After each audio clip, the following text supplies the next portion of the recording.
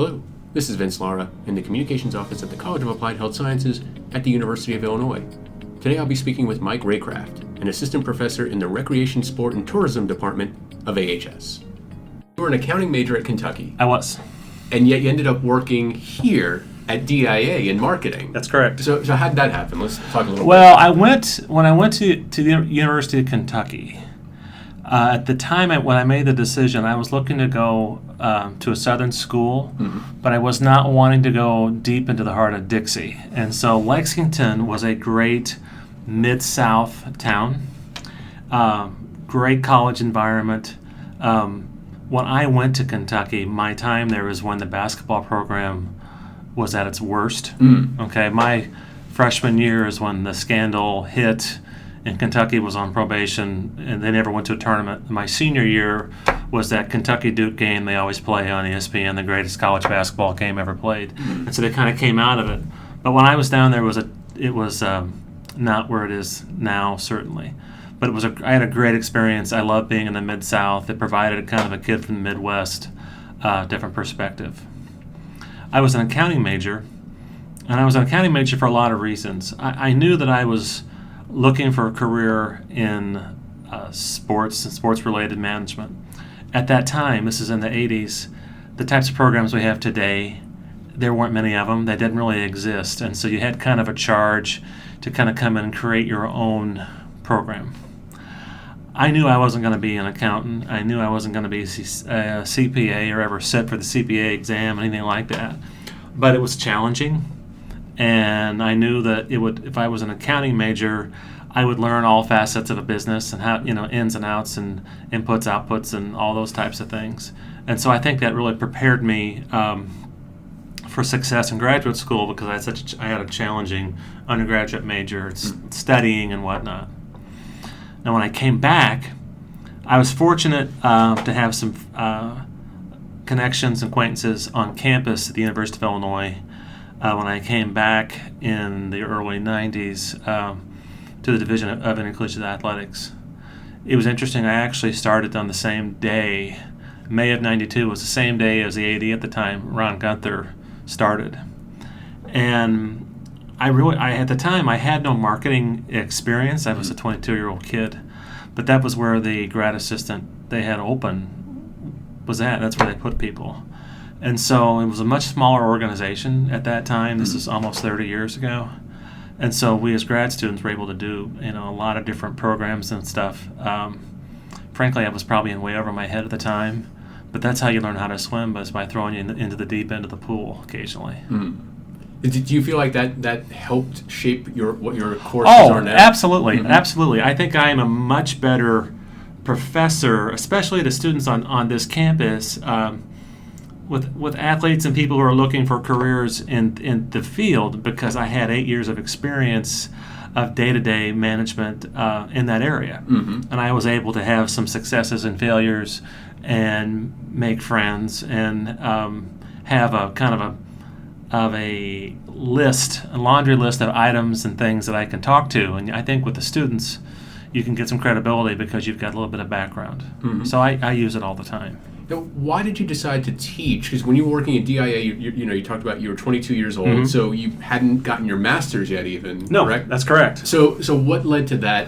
I get that question a lot, and I'll say this: when I came to the campus, initially I thought I was going to go to law school, but then the opportunity came up where, hey, you can get a graduate degree, you can have a graduate assistantship, and so it was.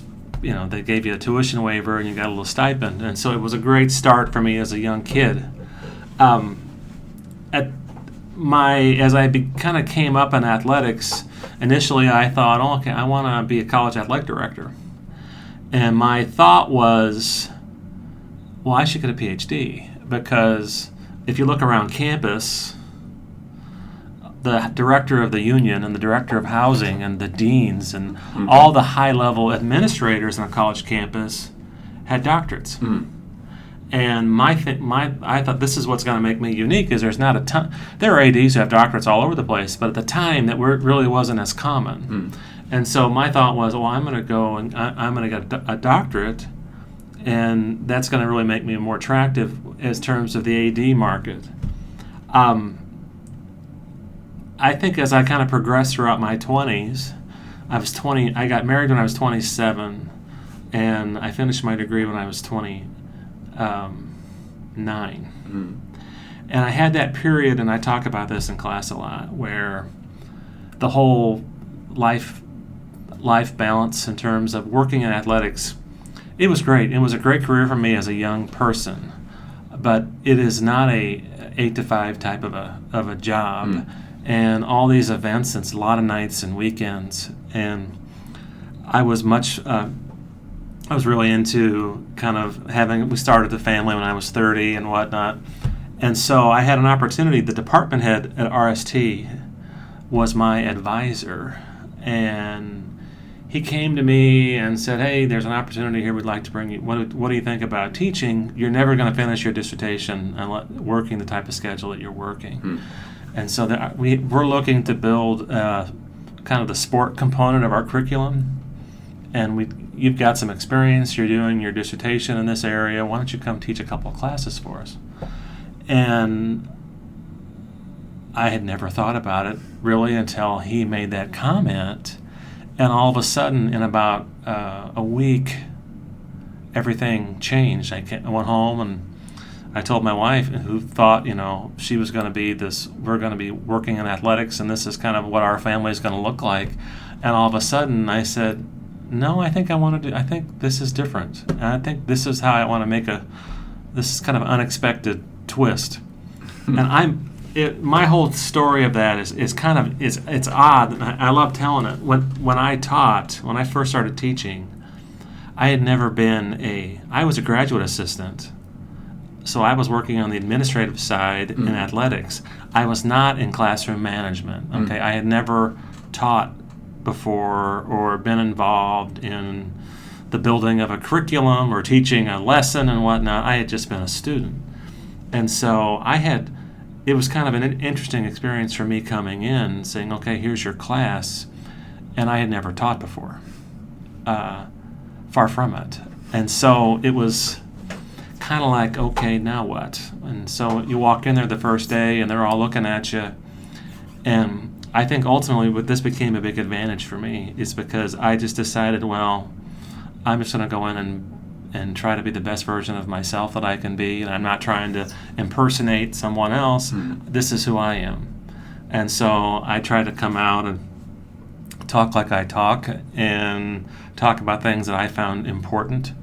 I try to be, friendly, and I try to, entertain and inform at the same time, because I think you can do both. And so I think because I kind of came in with that approach, it helped me a lot, at least initially with my students.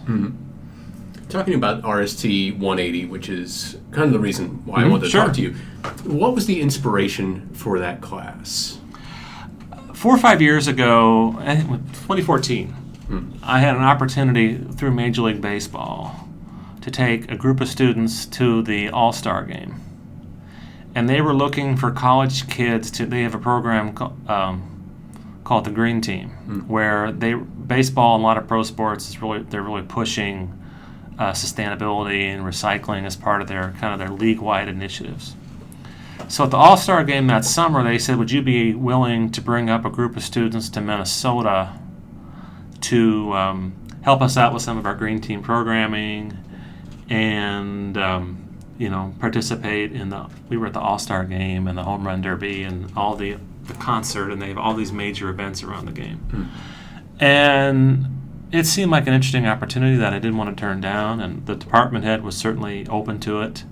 And so I went up there, and I met the kids up in Minneapolis, and so what I learned was how much I enjoyed working with the students in environments outside of the traditional classroom, because we could do lots of things and have lots of conversations that you're not going to have, on Tuesdays and Thursdays from 12:30 to 2 o'clock. And so that was that was definitely a spark for me. And with the 180 course, I had been traveling I said a moment ago, I said I was into baseball and baseball history. Mm-hmm. And so as a kid, one of my kind of claims to fame is I have been to every Baseball Hall of Fame induction. I've been to every one since 1982. Wow. And so I was really familiar with that part of the country because I just spent a lot of my life out there, traveling out there, and I knew that there was a lot of different types of opportunities in that part of the country. Mm-hmm. And so when I came back, I went and I met with the associate dean, Ryan Gower, at the time, and we talked about it. And they said, they're always looking for ways to come up with programming, different types of things for students. And when I presented it, I said, not everyone wants to go or can afford to go overseas, and you're gonna. My comment was, you're gonna learn a lot of things about yourself going overseas. You're gonna have a great experience. I think I love the idea of study abroad, but this program had a little bit of a different perspective, where I was looking to have a program which was more affordable for all students. And at the same time, they were going to learn more about the field which they're probably going to be working in. And so if you go on a study abroad to Belgium, it's phenomenal, but odds are you're not going to be working in Belgium. And so I think in a perfect world, you do both these things, okay? This program, it was built more towards, I have students of all ages who go, but I would say more than half are freshmen. And there are students that are kind of looking, what is this major? What are the opportunities out there in the field? If I major in RST, what am I going to end up doing with it? And so I spent 2 weeks showing them, you're not all going to be the general manager for the Cubs, but there's going to be opportunities. There's facilities, and there's national parks, and there's museums, and there's tourism sites, and there's and then there's the traditional football,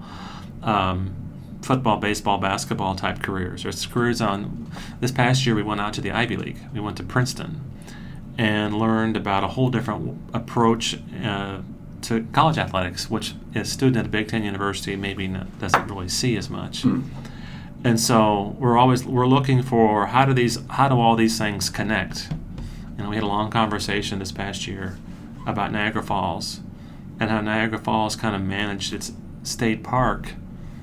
A lot of it, in terms of a lot of it was inspired by Disney in terms of how do they move all these people around. They have 17 million tourists a year who come there from all over the world, and where do they park, and how do you move them around, and how is it kept beautiful and stunning, and what could a Major League Baseball team learn from architecture and parking and moving people around efficiently.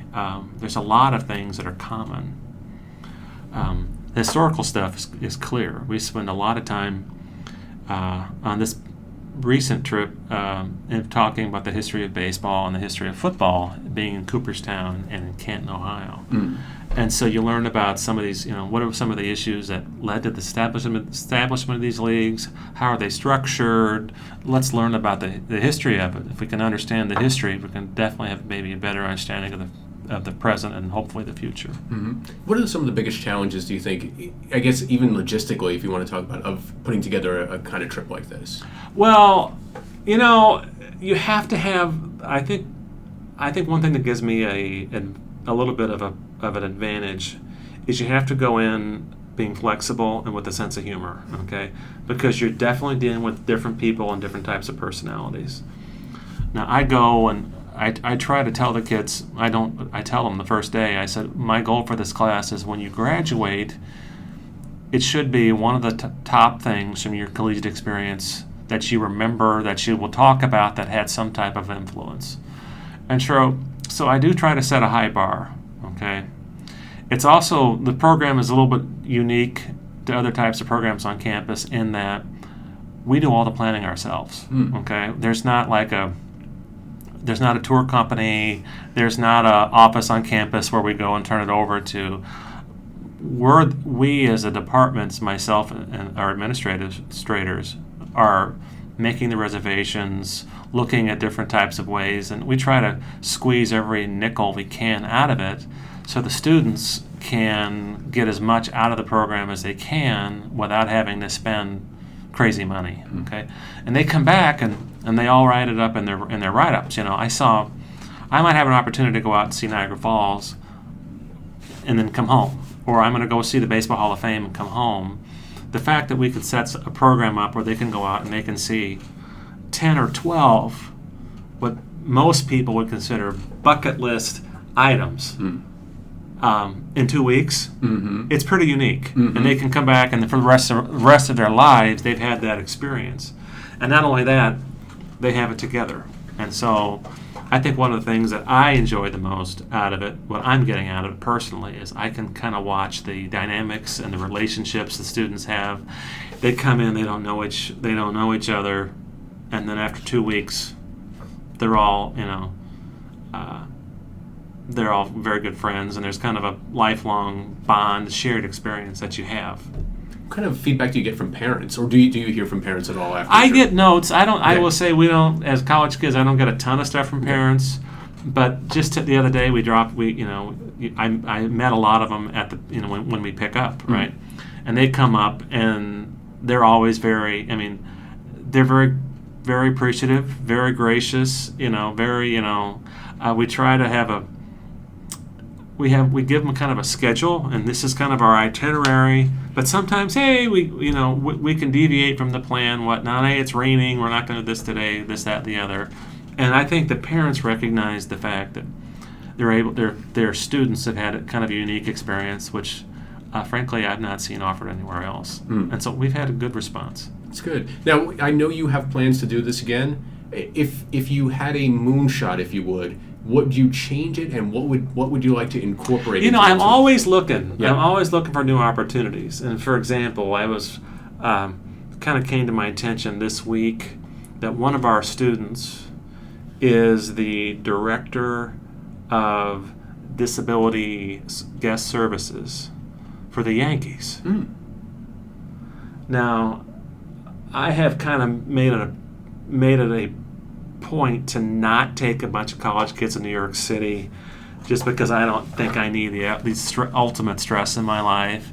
But the fact that we've got a student out there, one of our alums has got 2 degrees from our program, who's in kind of a unique job in a major league, obviously one of the top teams in all of sports, is kind of unique. And so I'm always looking at those types of opportunities. I've looked at opportunities potentially where we could go up into Canada. We're not that far from Toronto.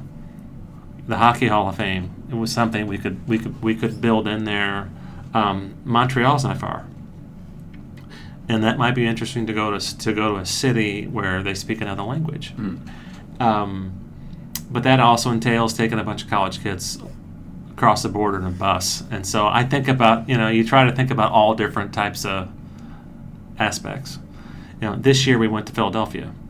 We hadn't been to Philadelphia before, and the students I made them watch Rocky on the bus, and so they had an idea of the Rocky steps and the scene and what that meant. And we did the historical tourism, and we went to a Phillies game. Now, next year we could potentially go. Like one year we went to Springfield, Massachusetts, to the Basketball Hall of Fame, and learned about that. And basketball is unique because basketball is the only sport that they can say specifically, this is when and where it was invented on this day, with one guy. Okay, and every other sport kind of evolved something else. Basketball is unique in that. And so I enjoyed Springfield. We've done some museums in the past. We went to the Norman Rockwell Museum. We've been to the Andy Warhol Museum. If there are things like that we can do, that are kind of reasonable and kind of on a basic path that we're trying to do, I'm all about it. This year, the first time we went to was the Flight 93 Memorial in Shanksville, Pennsylvania, and it led to some really interesting conversations on the bus about what were the and I told them all of us of a certain age have got their 9/11 story, and where was I, and what did it mean, and how do I perceive the world differently as a result of that? Well, these kids were babies. Right. You know, some of them weren't even born yet. Most of them were, you know, less than a year and a half old when they on this trip with me. And so I think when I took them to Shanksville, which was an experience, because Shanksville is it's in the middle of nowhere. I mean, it's not convenient to anything. I don't think they really understood what it meant, and the fact that those people, the heroism that took place by that group of people who were just random people thrown together on an airplane, just like these are random kids thrown together on a bus, right? And these people came together in an act of 30 minutes and literally changed the whole scope of the world. And so we have these conversations like, what does this all mean? And is that a tourism site? And of course it is. Yeah, absolutely. You know, and it's also an opportunity to provide a little bit of introspection and to kind of, how do you see what does it all mean? And I didn't know how the students were going to respond to it, because we've been to, when you go to, everything else is kind of a happy, interesting type of a place. This was not. It was heavy. But I got a lot of very good feedback from it, saying, I'm really glad I went. I'm really glad we got to see that, because it is important. I think we are always looking for ways that we can engage with our alums. One of the things we benefited from this year is we had some alumni donate some funds to provide scholarships. All the students this year got a $400 scholarship to help offset some of their costs. I'm excited about those opportunities. I really hope we can take some opportunity in the next year to continually kind of reach out and send a message to our alums of what their programs like this is what makes a program like ours really special and really, really unique, and has the opportunity to make kind of a life-changing opportunity for students. My thanks to Mike Raycraft. This has been A Few Minutes With.